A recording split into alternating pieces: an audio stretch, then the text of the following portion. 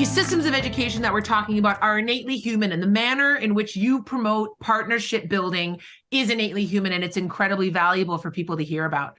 I want to zoom us out for a minute, though, and take us back just to international education as you know it, because as I said, you have been part of a lot of different aspects of what it means to bring people over internationally, have students work with people in their home countries, looking at how and yourself, as you say, as an immigrant coming here and being part of education in North America. How have you seen systems, the way international education is structured, change? Because everyone's talking right now, Jorge, about lower enrollments, right? Yeah, that's right. Yeah. And so that's a thing that's changing, is where less people, because of technology, do you think less people are actually physically coming and investing that money? Or what are some changes that you've seen in the international education system? International education system, from my point of view, from like Canada and Ontario, and like we're a country where there's a lot of lack of resources, human resources. So there's a gap between how much labor is out there and how much people is here to actually do their work. So a lot of the international students come and, they apply for these jobs. They graduate from our, institutions, and then they go into labor force, which is something pretty amazing. It's something that not all the countries do. I used to live in the States, that they don't have that type of flexibility. But they have so many people, so they don't really need, that much people to actually stay. I think in terms of the enrollment pieces of the international students, I believe there's a lot of institutions now that they have overseas campuses. They have other type of, offerings. There's a lot of online learning too.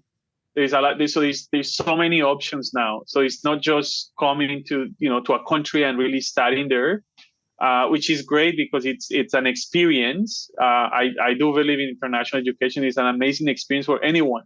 It's pretty amazing if you have the funding to actually do it. But if you don't, I think you shouldn't be like, oh, I can't go to school because I don't have the money. That is like all kinds of websites now, learning management systems where you can actually access education. And technology is bringing a lot of those barriers down. I think, from studying overseas, you could actually enroll for pretty much any university now online, which is something crazy. Yeah. But there's that increase in access. So now specifically around the projects that you run, how do you feel technology has influenced the work that you do in the last? Oh, tremendously. Like, I think not only technology, I think the COVID-19 pandemic, it's like, when you talk about change management, like you like to do things one way because we're all humans and we like to do things the same way pretty much every day, which is kind of crazy, but it is how we act. Animals, and that's how we mammals do it. Again, Jorge. It's kind of how we like predictability. Yep. Exactly. And then you throw, a COVID-19 pandemic, and then everyone is like, oh, what are we doing now? Technology. We really need to use technology. And I think so it has changed it, like I would say 100%, like a 360-degree change, because now we're actually implementing projects using learning management systems like Moodle. We're doing synchronous and asynchronous activities. We have, I think the quality of the work is way higher than what it was before. Before we used to go to the field, spend 2 weeks there, and then boom, and then you come back 6 months later, and then there's a huge gap between when you now we have like more face-to-face, synchronous, asynchronous learning management systems, communities of practice. We have created communities of practice using really simple technologies such as WhatsApp, Flip. That's another one that we use all the time, and we are all interconnected with technology. So last week, this is something that we're going to be trying in Tanzania. One of the institutions that we're actually supporting, it's in Kiwanda. So it's really remote area around the Tanga region. They don't have a lot of internet. They don't have a whole lot of internet. They have internet, but it's like they get maybe 1 hour internet a day. That's the max. And now we're going to be testing out a box that you could use in the field, and we could actually code it here at Hamburg, and then take it there. And it's a learning management system that doesn't need any internet. So you don't need any internet. All what you need is a phone, and you don't need internet on your phone. It gets connected to the box. I don't know how it gets connected, but it gets I connected. was gonna say like Bluetooth or something. Okay. Yeah, I have no idea how it works, but well, I know how it works, but I don't know how the Yeah, mechanics of it, like the technology piece. And then you could actually take a whole course from your phone, or if you have a laptop and you don't need any internet. So we're going to actually be testing it out in Tanzania to see if it works. And this is something that our students are working on. It's like a capstone project. So I just met with Timothy Wong last week, and then he was telling us all these ideas, and he said, we have tested out and we have done one in the Philippines, but we really want to do it, with the projects. Do you have a place where we can test it out? I'm like, sure, we have the perfect place. There's no mistakes. Let's just test it out. And I'm pretty sure our partners are going to be so happy, because they're going to have access to videos. They're going to have access to quizzes. They're going to have access to everything with no internet, in a really remote area in Tanzania. So this is something that is amazing. I hope it works. I'll let you know. Yes, we'll have to have you back on to talk about experience with the LMS in a box, we'll call it. Yeah, it's crazy. It's pretty amazing. So I hope it works. I have a lot of hope. You have a lot of hope in general, which I appreciate. I feel like persevering in the industries that we're in requires hope. But that idea of access, flexibility, right? But it's incredible because what you just talked about earlier is how, so, the LMS in a box is an opportunity to connect and provide access in remote regions to information and experiences, not just information, an experience. Because as we talk about LMSs, I'm sure there are people listening who think of a learning management system and they think of it as a very linear, static, text-based, boring, I never want to go in that space ever again place. But what we're talking about is interactive, dynamic experiences to help you connect to information. And hopefully there is even an opportunity to create some activities that involve them engaging with their communities on site. Like you're asking them to do certain things that don't require them to connect with a community member outside of their community. Like they could, interview a person and ask them so-and-so and whatnot. But so there's an increased access point with technology you're making, but you also talked about community, where it is facilitating the human connections, albeit online, but that human connection where we can share things, ask questions, and it provides that more consistent real-time opportunity for connection. Because in previous iterations of projects, from what I hear, that connection was staggered. It was like, okay, we're here. Okay, now we're not here. Okay, we're here. And now we're not here. And I know, having worked in international development education myself, as you know, like that's one of the biggest problems is you're there and then you're not there. Exactly. Yeah. That was a huge gap, I think. And then you learn into we learn in chunks, as you know, right? We like to learn in chunks, and then we put those chunks together. Then we have a whole learning. So when you have technology for this type of projects, that means that you're teaching your teachers, you're training your trainers in chunks. So they're building their learning, and then they can have a really nice capstone project, and then they can bring everything together, and you're like, we got it. They actually learned what they did. We actually used this type of technology for the RPL course, because we're launching RPL in Kenya at a national level. There's a huge issue there, and they're trying to solve it through RPL, because there's a lot of people that has years and years of experience being a plumber, being a mechanic, a technician. They have the abilities, the skills, the competence to be, and they're actually in the industry already. But they don't have any papers. They don't have anything that says, well, you're a technician, you're a plumber, you're a mechanic. And through RPL, that's what we're trying to do. So what we did, the training program that we did was 80% was online and 20% in person. So we're actually stretching those dollars. We're actually getting more people to be trained. And then we go in person, we go, 2 weeks, and then we bring everything together. Now they're actually doing the trainers themselves. So that cohort that went through 11 weeks of training and 2 weeks in-person training, now they're doing the TOTs to other teachers. So now we're expanding the reach, stretching the dollars, right? So it's pretty amazing. There's another impact. RPL, in case you didn't listen to part one, because I split this into part one and part two, Jorge, recognition of prior learning. So very important conversation. Go back to listen to part one to learn more about recognition of prior learning. But there's another benefit that you just talked about, cost savings.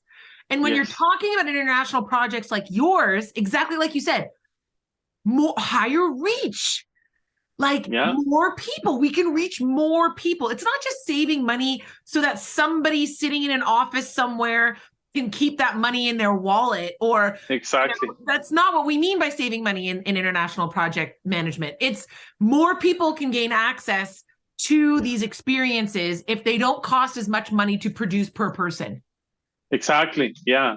It was amazing. So I think the targets were like 300 in total, and I think the last time we checked the tally was 700 people that we're reaching. So it's like we're doubling the reach.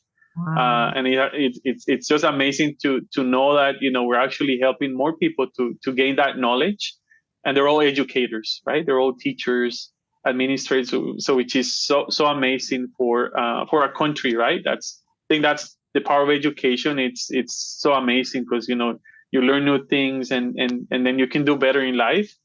And then they can help all these students that we will never see. I will never get to see them, unfortunately.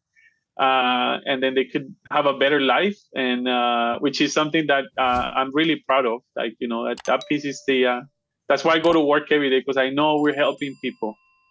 And again, feeding into the decolonization mindset, both in the trainer models that you're producing, and in the empowerment that is a result in ultimately the trainer models to the student population. It's incredible as educators, isn't it? How much of our work is like a drop in an ocean, and you kind of like you never really see it. But so you have to really, I find that it's so important to, and then this is how, again, I think we're very similar on is I stay as present in the moments with the people that you're working with, and you see that impact with one person, or you have that relationship with one person, and you don't know how exponentially impactful that experience is going to be, both on my side, having had that experience with that person, or on their side, having had that experience with me. But you just kind of cross your fingers. Yes. And you're like, wow. Yeah, it's pretty amazing. No, I really love those pieces. Like, I think, we're really making a change. And I think education, I think the classroom experience is so important. And I come from Colombia. Like I went to class, so I know I know exactly what I'm talking about, because it's your teacher talking for 3 hours, and you're like, oh wait, can you wait for a minute, because I'm trying to type write what you said. And well, this is where I wanted to take you next, because we talk about technology as a source for innovation. You recognized decades ago the power of creativity and innovation coming through what education is. Like, it was part of how you first defined what education really was, this power for innovation. If we talk just about the teaching and learning, because sometimes I get discouraged. I don't get discouraged. I always have hope. Come on. But there are still lecture classes, Jorge. There are still people standing in front of a room, talking to people for 3 hours and expecting them to take notes. So when it comes to the classroom experience and the practice of teaching and learning, what are you seeing that really excites you in terms of what's innovative and what's happening? When you're training these teachers, what are you training them to do, or how are you training them to think about learning and teaching that's really exciting you? I think, so I don't think this is new. I think a lot of the educators already know this, but I think it's like switching your role from a teacher to a facilitator, to really be a facilitator. So you're facilitating the process of learning instead of teaching. I think that's one of the things that we're trying to incorporate in their teaching. How do you actually get the student engaged? How do you get them to present the findings? How do you get them to research? How do you get them to talk to each other and brainstorm and really bring all these ideas together that you as an educator, you probably say, oh, yeah, I never thought about that. Wow, that's really impactful. I'm going to try that, that way. And so, these students are really smart. They're really smart students. So I think it's changing that perception that the teacher has all the power and knows everything and knows everything. So we have to be mature enough to say, listen, I don't know the answer. Let's find out. Let's figure out, how we can answer that question. I think that's one of the pieces. The other piece is the assessment piece, right? We work a lot on assessment. How do you actually assess students? Because anyone or a lot of people can actually regurgitate things. You can say, oh, I can repeat this. I can actually regurgitate, where's Tanzania? Where's, all these things. But do you really know where it is? Do you really know what that means? A lot of people don't know what that means. So if I'm a teacher and I teach you to remember things, that's not a good idea, because then when you go to a labor force, then you're gonna be like, your boss is gonna be like, okay, we need this financial statement and this and that, and you're like, okay, I know how to regurgitate, but I don't know how to do it. I don't really. So I think doing hands-on applied learning is a huge thing that we're trying to incorporate in international projects, just like what we do at Hamburg. So we want capstone projects. We want assessment that are based on competencies, not based on what you can remember, but based on your competence. Are you competent, and can you actually do it? Can you show me how you ride a bike? I can explain to you how I ride the bike, but can you actually jump on that bike and actually ride the bike and brake and do all these things? So those are some of the examples. Yeah, you say these two things, and you say, they're commonplace, as it were. This idea of competency, skills-based assessments, or this idea of switching from sage on the stage to guide on the side. But you know what, Jorge? I actually think that you have touched on two of the most essential shifts. And it's not just about knowing them, talking about them. Sure, we've known them, we've talked about them. Are you doing them? Are we embedding them in the systems of education that exist in our countries and in our territories? So I think you've hit on actually incredibly important ones. And it reflects how you approach partnership building in the international space as well. Because when you say, I'm a facilitator, I'm not a preacher of knowledge, I don't have all the power. You're saying that's important for teachers to be that way with students. That's the way you approach partnerships in international education. I'm not this Northern representative telling you as a Southern representative that I know better than you. I'm here to facilitate a relationship where we learn together, and hopefully our metrics of assessment and impact in our projects reflect the application of the amazing things that we've done together. You did it. You tied it up in a nice bow for me, Jorge. I appreciate that. I want to end just with a few quick, what I call rapid fire questions. Okay. Where we've talked about some of these things already, but just tell me the first thing that comes to your mind when I say teaching is love. I think teaching is love. I think that's what teaching is, being patient, really caring about people, encouraging making mistakes, because making mistakes is okay. We think about education and we're like, oh, you made a mistake. Well, that's okay. How do you learn? If you look at a child and he falls 3 times, 4 times when he's learning how to walk, or she's learning how to walk, are you going to tell him, well, stop, trying because you're falling every time? No, that's totally fine. Just fall. That's part of the learning, making mistakes. Love. It's one of my favorite words. Love through, that failure. Seeing all of it is just an expression of love and compassion. It's beautiful. Well, this kind of leads into, so what is learning then? Learning is making mistakes. There you go. Right? Learning is making mistakes. And it's all about, I always tell, I have 3 kids. I always tell them, it's okay to make mistakes. And when you're doing anything you do, when you're doing research, you have to make mistakes. Totally fine. When you're learning a concept, make mistakes. Just that's totally fine. Don't be afraid of making mistakes. The minute you feel afraid of making mistakes as a student, then you're not going to learn because you're going to be afraid. And then when you're afraid, your mind doesn't work. You don't learn when you're afraid. You have to be comfortable. Yeah. So if you have that in your classroom, you make people comfortable and you teach them and they learn, then you did your job. Ironically, it's such a natural, it's so true. And it's true when you see it happening. Everyone's talks about artificial intelligence these days. Well, look at how they train an artificial intelligence algorithm, right? It makes mistakes, Jorge. And Exactly. they get feedback. And then the feedback into the system only improves the algorithm's accuracy.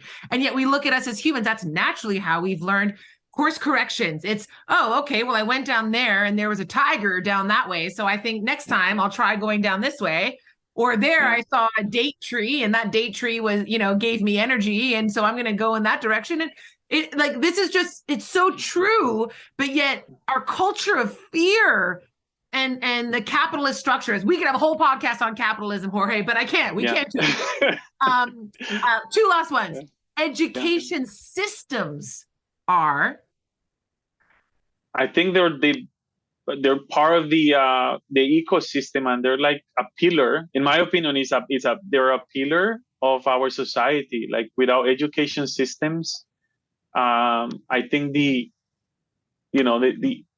and I know there's a lot of issues with the education system. Don't get me wrong. I know, but without them, who's gonna hold the knowledge, right? Like who's gonna help with the knowledge. So I think education systems are super important. However, they're not, how do you say, they cannot be static, right? If the minute, our education systems are static, then we're going to be so far behind, because things change. And I think that's one of the things that we have to really, really work on as academics, working the academia, working with teachers and administrators, that it's a system and the systems evolve. So I believe education systems are super important for society, but they need to be able to adapt and change as anything. Yeah, agile processes, and so many of them are not built that way, right? So many of them Exactly. have 2-year approval processes for new courses or something like that. So agile processes, amazing. And last question, Jorge, is what is something you're learning these days? What is something, maybe there's a skill you're practicing, or something that, maybe there's something with your kids where you're like, oh, I'm learning how to communicate with them in a different way. Or what is something you feel you're learning these days? I'm learning. So, lately I've been actually reading a lot about leadership and change management and all these pieces. And I had no idea I've been doing change management for the last 15 years. Yes. I had no idea, like seriously speaking. And then I started like, oh, everything that we're doing is transformational, right? Like we're transforming education systems around the world. We're helping other systems to become better, to adapt, to look at our best practices, and we're learning here in Canada too. So, but we're changing. That is a change.